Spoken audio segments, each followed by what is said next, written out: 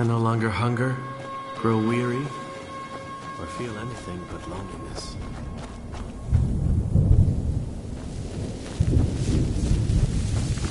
Where'd you come from?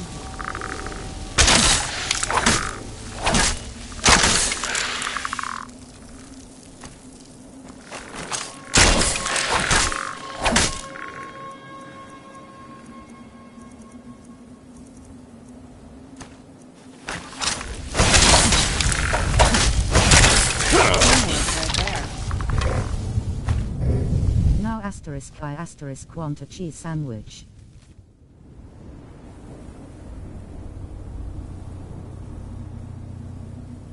Took forever for the stream to show up.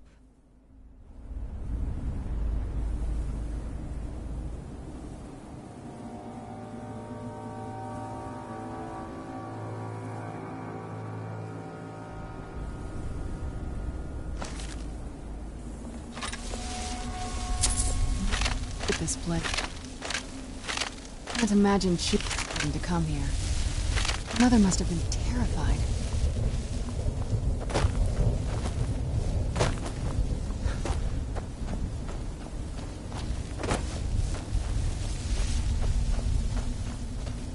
You must help me find my Arvak. He doesn't deserve to be in a place like this. Arvak, my horse. We came to this horrible place together. We were attacked by monsters, so I told him to run. Please, he's such a loyal creature, and he's been running for so long. You have to save him. A place like this will change you. Arvak? Arvak! Where are you? Arvak, please come back! Come back! Where's the dog?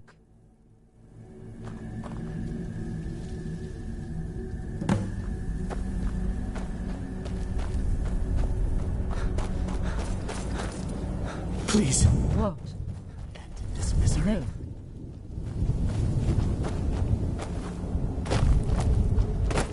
Get him back.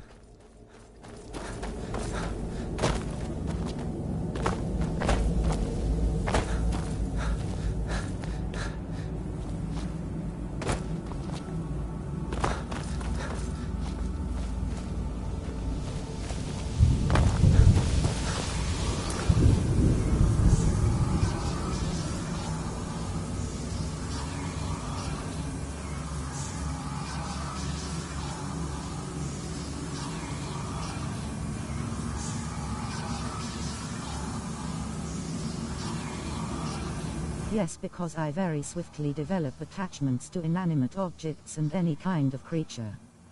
Now I'm sad.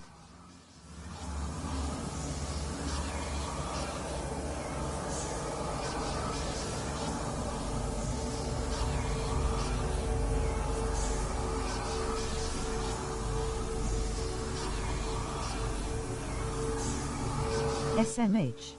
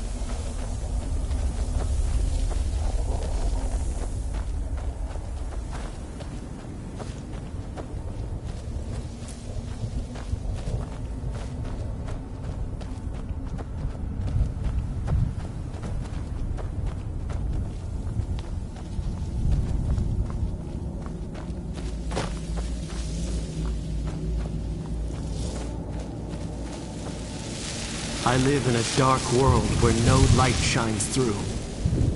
I carry this burden with every step I take.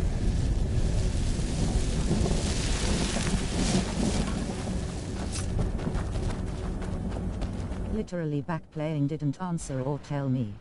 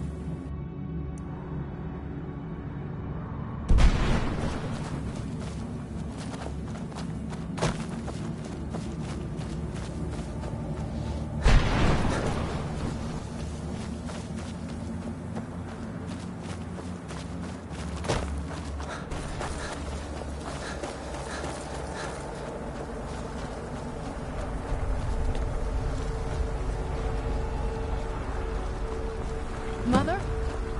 Mother! Maker, it can't be. Serana? Is it really you? I can't believe it! How do we get inside? We have to talk. Serana, what are you doing here? Where's your father? He doesn't know we're here. I don't have time to explain. I must have failed. Harkon's found a way to decipher the prophecy, hasn't he? No, you've got it all wrong. We're here to complete the prophecy our way, not his. Wait a moment. You've brought a stranger here? Have you lost your mind? No, you don't...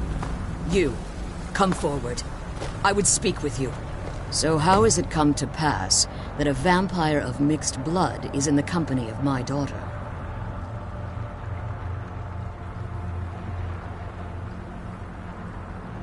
I find your choice of words quite interesting, considering that Serana is in far more danger now than she was following my foolish plan. Serana has sacrificed everything to prevent Harkon from completing the prophecy. I would have expected her to explain that to you. You think I'd have the audacity to place my own daughter in that tomb for the protection of her Elder Scroll alone? The scrolls are merely a means to an end. The key to the tyranny of the sun is Serana herself. When I fled Castle Volkihar, I fled with 2 Elder Scrolls. The scroll I presume you found with Serana speaks of Auriel and his arcane weapon, Auriel's bow. The second scroll declares that the blood of Cold Harbor's daughter will blind the eye of the dragon. Like myself, Serana was a human once. We were devout followers of Lord Molag Bal. Tradition dictates the females be offered to Molag Bal on his summoning day. Few survive the ordeal. Those that do emerge as a pure-blooded vampire. We call such confluences the Daughters of Cold Harbor.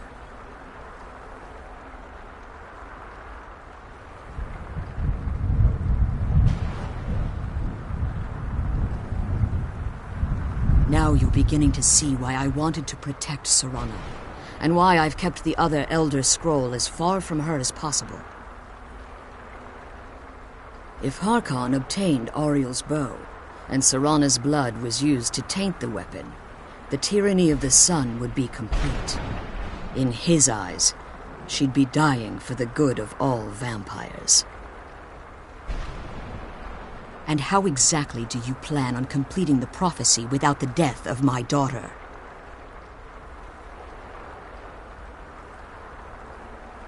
If you believe that, then you're a bigger fool than I originally suspected. Don't you think I weighed that option before I enacted my plans? You care nothing for Serana, or our plight. You see the tyranny of the sun as your chance at deification. And like Harkon, you won't hesitate to destroy anything that stands in your path. Serana? This stranger may call himself a vampire, but he knows nothing of our struggle. Why should I entrust you to him? This stranger has done more for me in the brief time I've known him than you've done in centuries. How dare you? I gave up everything I cared about to protect you from that fanatic you call a father. Yes, he's a fanatic. He's changed. But he's still my father. Why can't you understand how that makes me feel? Serana, if you'd only open your eyes. The moment your father discovers your role in the prophecy, that he needs your blood, you'll be in terrible danger. So to protect me, you decided to shut me away from everything I cared about. You never asked me if hiding me in that tomb was the best course of action. You just expected me to follow you blindly. Both of you were obsessed with your own paths. Your motivations might have been different, but in the end, I'm still just a pawn to you two. I want us to be a family again. But I don't know if we can ever have that. Maybe we don't deserve that kind of happiness. Maybe it isn't for us. But we have to stop him, before he goes too far. And to do that, we need the Elder Scroll. I'm sorry, Serana. I didn't know. I didn't see. I've allowed my hatred of your father to estrange us for too long. Forgive me. If you want the Elder Scroll, it's yours. Your intentions are still somewhat unclear to me, but for Serana's sake, I'll assist you in any way that I can. Yes, I've kept it safely secured here ever since I was imprisoned. Fortunately, you're in a position to breach the barrier that surrounds these ruins. You need to locate the tallest of the rocky spires that surround these ruins. At their bases, the barrier's energy is being drawn from unfortunate souls that have been exiled here. Destroy the keepers that are tending them, and it should bring the barrier down. One more word of warning. There's a dragon that calls itself Durnevere roaming the cairn. Be wary of him. The Ideal Masters have charged him with overseeing the Keepers, and will undoubtedly intervene if you're perceived as a threat.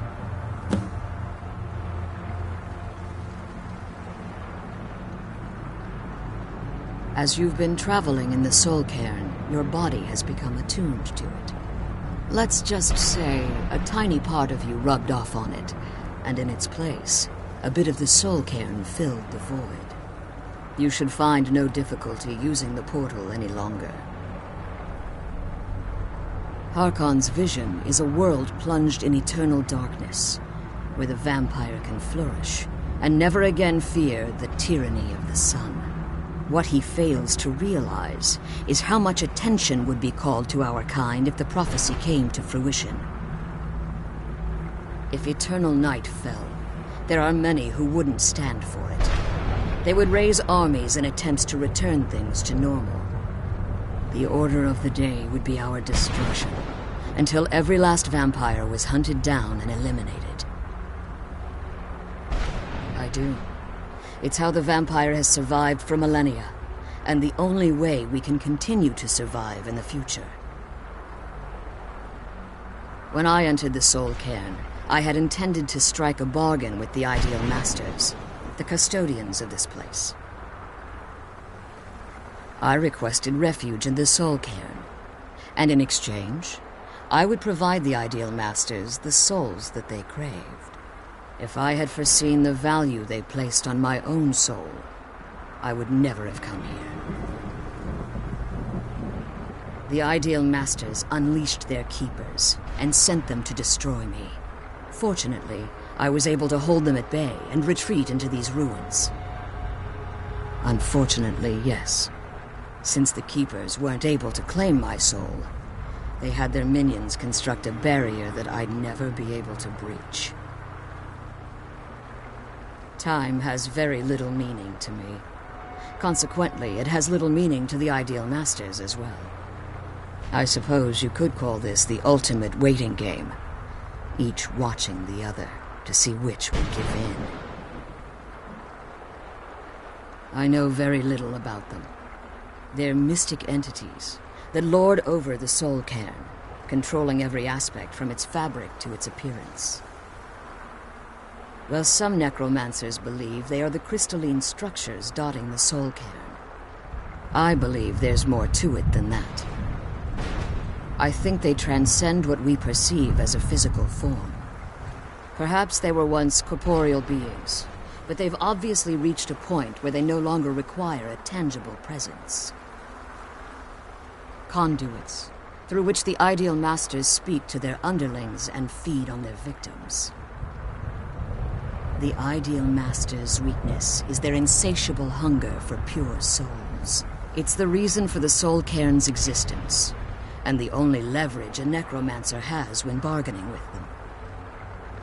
The ability to summon powerful undead guardians, as one would conjure an Atronak or Daedra.